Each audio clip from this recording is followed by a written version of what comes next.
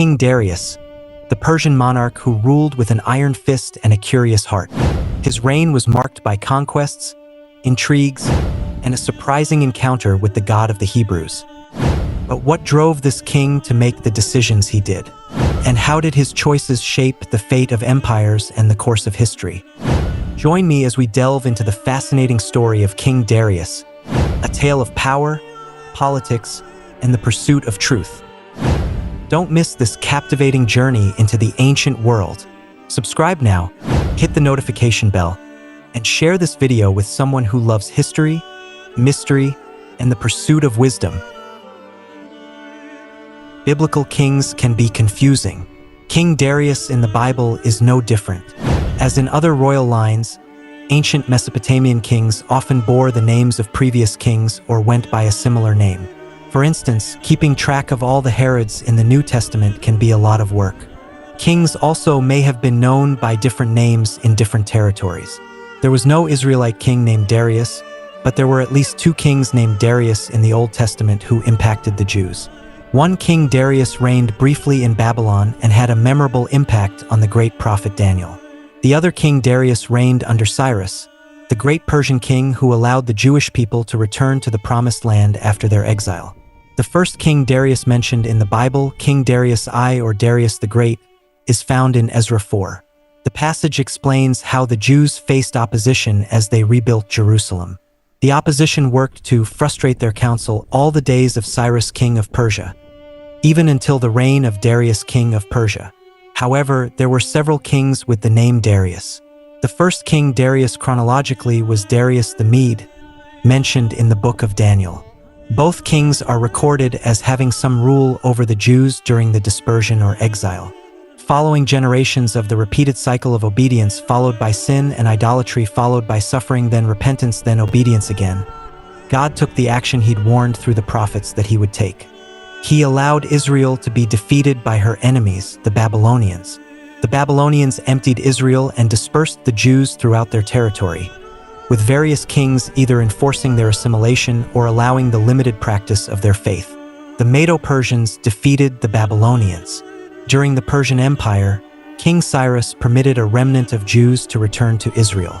Ezra was part of that return to Israel, coming in the second wave after the wave led by Zerubbabel.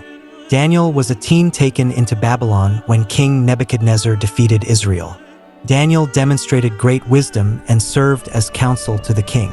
Nebuchadnezzar's descendant, Belshazzar, followed, and Daniel served as his counsel. Darius' reign followed the death of Belshazzar. Daniel grew old in exile but remained faithful to God all his days. While King Darius I or Darius the Great, mentioned in Ezra, was the longer reigning monarch, he is lesser known in biblical history. Along with Cyrus, King Darius was instrumental in helping the Jews, under the leadership of Zerubbabel, to rebuild, especially the temple. It appears he was generous and supportive of the remnant who returned. King Darius, Darius the Mede, was an ancient king during the Persian Empire. Easton's Bible Dictionary states, on the death of Belshazzar the Chaldean, he received the kingdom of Babylon as viceroy from Cyrus. To understand the tangled confusion of kings, leaders, satraps, etc. during this period, it's good to remember that communication in ancient times took time. Local rulers were designated to oversee when conquering nations swept through areas and defeated the people. So, while there was often one reigning king, that king couldn't teleconference or have virtual meetings. There were many layers of rulers under them reporting up the chain. This arrangement continued from the Chaldeans to the Babylonians, then through the Medo-Persians, the Persian Empire, Greek Empire, and Roman Empire. It helps to associate biblical kings with the stories recorded by the Jews. His descendant, Belshazzar, is known for the writing on the wall. As he was holding a great feast for thousands of nobles, he praised the gods of gold and silver, of bronze, iron, wood, and stone. Just then, a mysterious finger god wrote a message on the wall of the banquet hall. Daniel was not only the single person who could read what God's finger had written. He could also provide the meaning. God had found Belshazzar wanting and would end his kingdom, with the Medes and the Persians dividing it. The end of Daniel 5 tells us that Belshazzar died that night and that at age 62, Darius became king. Daniel had served kings with distinction for decades since his youth. He was an octogenarian by the time of King Darius. He was well respected but also known for offering prayers to his God several times daily from his window. Darius made Daniel one of 3 commissioners overseeing parts of his kingdom, and Daniel distinguished himself in this as he had every responsibility in his life. Of course, this led to jealousy by the others. The other commissioners and satraps conspired to find cause to accuse Daniel of King Darius but could find none. Knowing Daniel's zeal and diligent daily prayers to his God, they realized the only way to disparage him would be to outlaw his faith practices. In Daniel 6 verses 6 to 9, they approached Darius with the idea that he should create a law that for 30 days, everyone would be required to pray only to him or face the lions. When Daniel learned what they had done, he prayed at his usual place beside his open window. The conspirators turned him in to King Darius. Despite his admiration of Daniel and Daniel's God, the king was subject to his own edict. Daniel 6 verses 16 to 18 says, "Then the king gave orders, and Daniel was brought in and thrown into the lion's den. The king said to Daniel, 'Your God whom you continually serve will himself rescue you.' And a stone was brought and placed over the mouth of the den. And the king sealed it with his own signet ring and with the signet rings of his nobles, so that nothing would be changed regarding Daniel. Then the king went to his palace and spent the night fasting, and no entertainment was brought before him, and his sleep fled from him. In the morning, King Darius rushed to the lion's den but found that Daniel's God had, indeed, protected him. Daniel was brought out of the den, and the king had the conspirators and their families tossed to the lions, where they were immediately devoured. Daniel 6 closes with these words in verses 25 to 28.